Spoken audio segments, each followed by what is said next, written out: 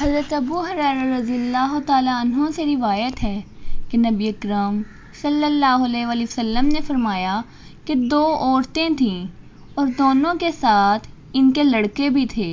پس جب بھیڑیا آیا تو ان میں سے ایک کا بیٹا اٹھا کر لے گیا۔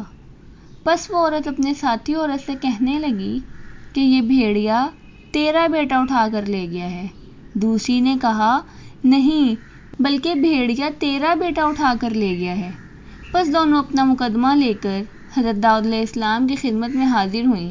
حضرت داؤد علیہ السلام نے بڑی عورت کے حق میں فیصلہ دے دیا۔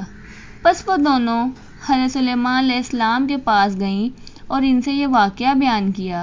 حضرت سلیمان علیہ السلام نے فرمایا تم مجھے چھری لا دو تاکہ میں اس لڑکے کو کاٹ کر 2 ٹکڑوں میں تقسیم کر دوں۔ پس چھوٹی عورت نے کہا اللہ پر رحم فرمائے، ایسا نہ کیجیے، یہ بیٹا اسی بڑی عورت کو دے دیجیے۔ پس حضرت سلیمان علیہ السلام نے چھوٹی عورت کے حق میں فیصلہ دے دیا۔